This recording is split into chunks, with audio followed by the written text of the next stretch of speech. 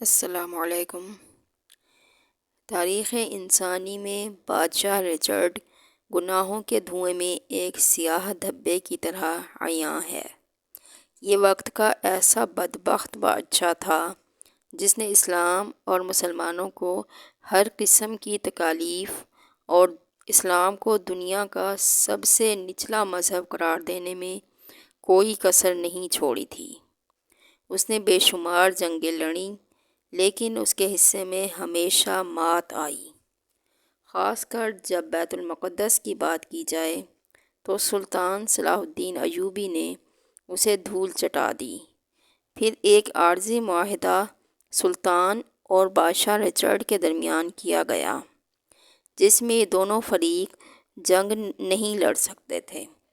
جب جنگ نہ ہونے کا معاہدہ ہو گیا تو اس نے دوسرے ہتھ کنڈوں سے اسلام اور مسلمانوں کو ذلیل کرنے کی کوششیں شروع کر دیں۔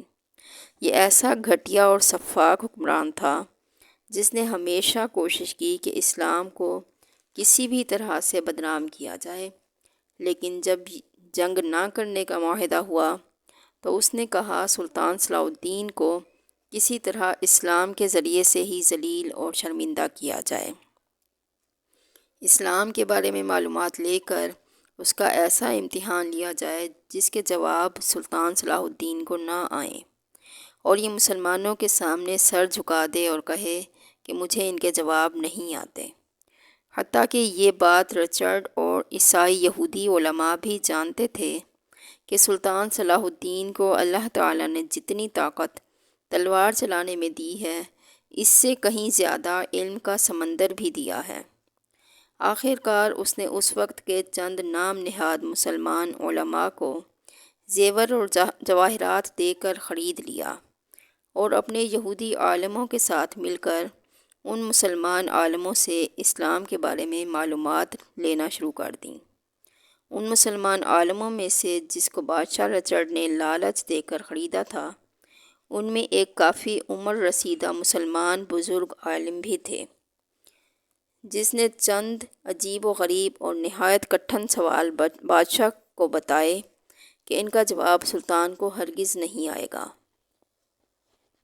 آخر کار بادشاہ رچرڈ نے مسلمان عالموں سے کہا، مسلمان عالموں سے اسلام کے بارے میں پیچیدہ اور کٹھن سوال کیے، اور عید الاضحیٰ کے دن خطبہ کے بعد سلطان اور بے انتہا مجمع کے سامنے آ کر سب کو مخاطب کر کے کہنے لگا کہ تم لوگ یہ کیا کر رہے ہو؟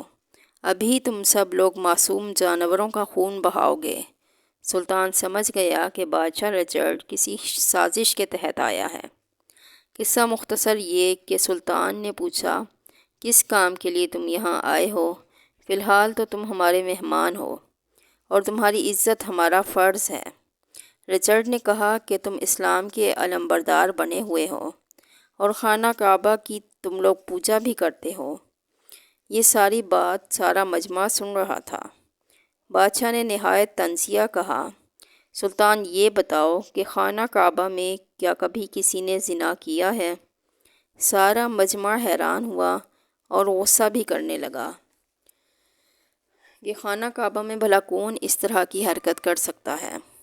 پھر بادشاہ بولا، وہ کون سا جوڑا تھا جس نے یہ بدکاری کی، اور تمہارا خدا اس وقت کہاں تھا؟ جس جوڑے نے خانہ کعبہ میں مباشرت کی اس کا نام کیا تھا؟ سلطان مجھے اس کے بارے میں تفصیل سے بتائیے تاکہ یہ سارا مجمع بھی سن سکے۔ اصل میں بادشاہ کا منصوبہ یہ تھا کہ سلطان سے ایسا سوال کیا جائے کہ پہلے تو اسے آئے ہی نہ، اور اگر آ بھی جائے تو سارے مسلمان یہ سن لیں کہ اللہ کے گھر میں یہ فعل ہو چکا ہے، کیونکہ اکثر مسلمان یہ نہیں جانتے تھے، اور بادشاہ تو اسلام کو بدنام کرنا ہی چاہتا تھا۔ سلطان سر جھکائے ہوئے تھوڑی دیر خاموشی کے بعد کھڑا ہوا اور تمام لوگوں کو کہا کہ بیٹھ جائیے۔ پھر سلطان نے ان کا جواب کچھ یوں دیا کہ اوصاف اور نائلہ نے بلا شبہ تاریخ انسانی کا یہ گھناؤنا ترین کام دنیا کی مقدس ترین جگہ پر کیا۔ اسلام کی آمد سے قبل اوصاف نامی ایک شخص تھا جو قبیلہ بنی جرہم کا جوان تھا، جبکہ نائلہ بنت زید کا تعلق بھی اسی قبیلے سے تھا۔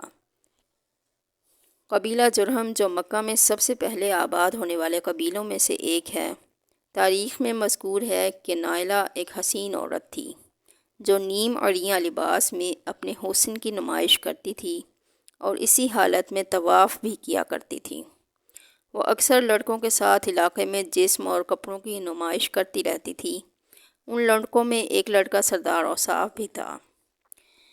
ایک دفعہ اوصاف اور نائلہ تنہا خانہ کعبہ میں داخل ہوئے اور موقع پا کر دونوں پیار بھری باتیں کرتے ہوئے بدکاری کرنے پر اتر آئے۔ انہوں نے خانہ کعبہ میں زناکاری کی۔ جب انہوں نے کعبہ شریف میں یہ شرمناک کام کیا تو اللہ تعالیٰ کی طرف سے ان پر قہر نازل ہوا۔ اللہ تعالیٰ نے ان دونوں کو پتھر کا بنا دیا۔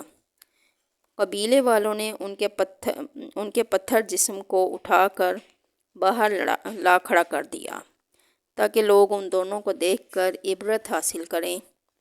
کچھ دن بعد مکہ کے لوگوں نے اوصاف کے بت کو اٹھا کر کوہ صفا پر کھڑا کر دیا اور نائلہ کے بت کو مروہ کے مقام پر کھڑا کر دیا۔ انہی دو پہاڑیوں کے درمیان بی بی ہاجرہ نے اپنے بیٹے اسماعیل علیہ السلام کے لیے پانی کی تلاش میں کافی چکر لگائے تھے۔ اس وجہ سے ان پہاڑیوں کو بہت مقدس مانا جاتا ہے۔ جو بھی حج کے لیے آتے ہیں وہ ان پہاڑیوں پر چڑھ کر سعی کیا کرتے تھے۔ جب نائلہ اور اوصاف کے بتوں کو وہاں کھڑا کیا گیا تو ان کی سزا یہ مقرر کی گئی کہ جو بھی صفا اور مروہ پر جائے ان دونوں بتوں کو ایک ایک جوتا مار کر واپس آئے۔ کافی مدت تک جوتے والا سلسلہ چلتا رہا۔ وقت گزرنے کے ساتھ ساتھ عرب کے لوگوں نے ان بتوں کو محبت کی علامت سمجھنا شروع کر دیا۔ قبیلے میں اوصاف اور نائلہ کی کہانی کو فخر سے ایک دوسرے کو بیان کیا جانے لگا۔ اس کے بعد لوگوں نے ان کی محبت کو دیوی اور دیوتا ماننا شروع کر دیا۔ لوگ اتنے پاگل ہو گئے تھے کہ ان بتوں کو سجدے اور قربانی بھی دیا کرتے تھے۔ مکہ کے مشرکین نے خانہ کعبہ کی دیواروں کو نبیوں اور فرشتوں اور بے شمار قسم کے بتوں تصویروں سے سجایا ہوا تھا۔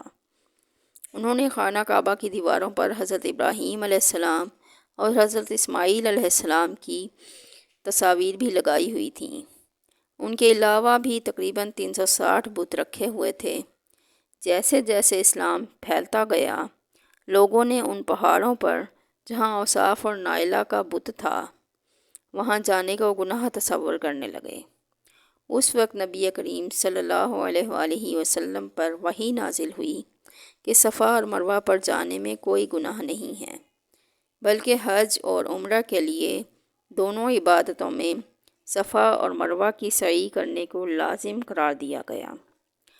جب فتح مکہ کے موقع پر نبی اکرم صلی اللہ علیہ وآلہ وسلم نے حضرت علی رضی اللہ عنہ اور دوسرے صحابہ کرام رضی اللہ عنہم کے ساتھ مل کر سب بتوں کو ریزہ ریزہ کر دیا تھا، آپ صلی اللہ علیہ وآلہ وسلم نے مسلمانوں کو فرمایا، حج اور عمرے کے لیے لازم ہے کہ صفا اور مروہ پر سعی کی جائے۔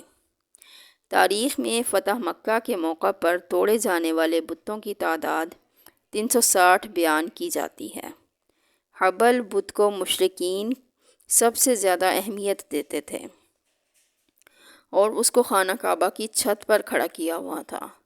یہاں سلطان صلاح الدین سانس لینے کے لیے رکے تو بادشاہ رچرڈ اور اس کے ساتھی وہاں سے جانے لگے، کیونکہ جو سوال وہ گھٹیا ذہن کے ساتھ بنا کر لائے تھے، سلطان نے ان کا جواب روز روشن کی طرح عیاں کر دیا۔ اس موقع پر سلطان نے تاریخی الفاظ کہے، اے بادشاہ، اگر تو نے اتنا وقت اسلام کو سمجھنے کی نیت سے لگایا ہوتا تو آج تو ایک سچا اور پکا مسلمان ہوتا، لیکن یہ بھی سچ ہے کہ اللہ تعالیٰ جس کو ہدایت نہ دینا چاہے وہ کبھی بھی سیدھے راستے پر نہیں آ سکتا۔